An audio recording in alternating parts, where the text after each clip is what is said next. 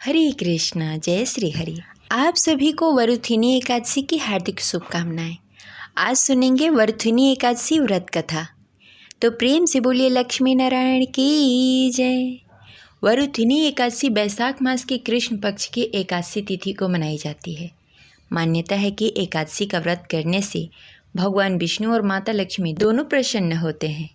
एकादशी का व्रत करने वाले घर में सुख, शांति और समृद्धि का वास होता है। एकादशी का व्रत भगवान विष्णु को समर्पित है। इस दिन भक्तजन व्रत रखकर भगवान विष्णु की विधि विधान से पूजा करते हैं और अगले दिन द्वादशी के दिन व्रत का पारण करते हैं।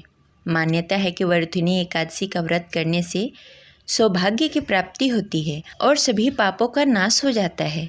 यह एकादशी रखने वाले व्यक्ति को मोक्ष की प्राप्ति होती है। इस बार यानी कि साल 2025 में वरुथिनी एकादशी का व्रत 24 अप्रैल 2025 दिन गुरुवार को रखी जाएगी। धर्म ग्रंथों में वरुथिनी एकादशी को बहुत ही महत्वपूर्ण माना गया है और इस दिन व्रत रखने तथा पूजा पाठ करने से जातक को शुभ फल की प्राप्ति होती है। साथ ही सभी पाप से मुक्ति मिल जाती है। अगर आप भी वरुथिनी एकादशी का व्रत करते हैं या नहीं करते हैं, भगवान विष्णु के भक्त हैं, तो आप यह व्रत कथा अवश्य सुनिए।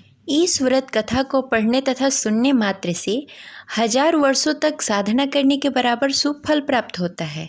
तो चलिए सुनते हैं वरुथिनी एकादशी व्रत कथा। अगर आपको हमारी कथा अच्छी लगे तो इस वीडियो को लाइक करके कमेंट बॉक्स में हरे कृष्णा अवश्य लिखिएगा। आपका लाइक और कमेंट हमारे लिए बहुत महत्वपूर्ण है। इससे हमें पता चलता है कि हमारी कथा आपको अच्छी लगी। तो प्रेम से बोलिए लक्ष्मी नारायण की जय। एक बार धर्मराज युधिष्ठिर ने भगवान श्री कृष्ण से कहा, हे मधुसूदन, हे भगवान, मैं आपको नमस्कार करता हूँ। आपने चैत मास की शुक्ल पक्ष की एकादशी अर्थात कामदा एकादशी के बारे में विस्तार पूर्वक बताया। अब आप कृपा करके बैसाख मास की कृष्ण पक्ष की एकादशी के बारे में बताएं। उसका क्या नाम है, उसे करने से कौन से फल की प्राप्ति होती है तथा उसकी विधि और महत्व बताएं। भगवान श्री कृष्ण ने कहा, हे राजन, वैशाख मास की कृष्ण पक्ष की एकादशी को वरुथिनी एकादशी के नाम से जाना जाता है। यह सौभाग्य देने वाली, सब पापों को नष्ट करने वाली तथा अंत में मोक्ष देने वाली है। इसकी महात्म कथा मैं तुमसे कहता हूँ, ध्यान पूर्वक सुनो। प्राचीन काल में नर्मदा नदी के तट पर मान्यधन नामक राजा राज्य करते थे। वह अत्यंत दानशील तथा तपस्वी थे। एक दिन जब वह जंगल में तपस्या कर रहे थे, तभी न जाने कहाँ से एक जंगली भालू आया और राजा का पैर चबाने लगा। राजा पूर्वतः अपनी तपस्या में लीन रहे।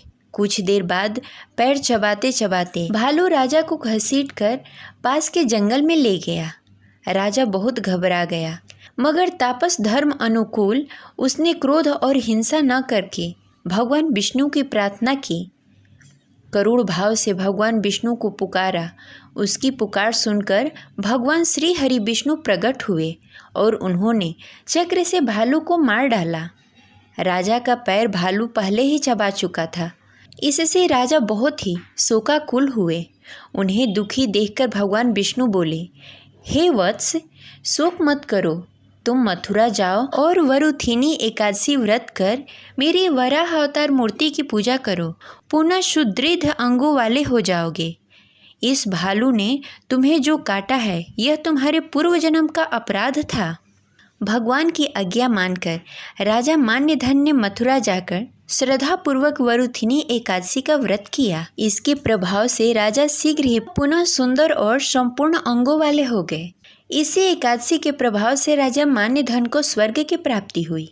जो भी व्यक्ति भय से पीड़ित हो, उसे वरुथिनी एकादशी का व्रत रख भगवान विष्णु को स्मरण करना चाहिए। इस व्रत को करने से समस्त पापों का नाश हो जाता है और मोक्ष की प्राप्ति होती है। तो इस प्रकार वरुथिनी एकादशी व्रत कथा संपन्न हुई। प्रेम से बोलिए लक्ष्मी नारायण की जय। आशा करते हैं हमारी कथा आपको अच्छी लगी होगी।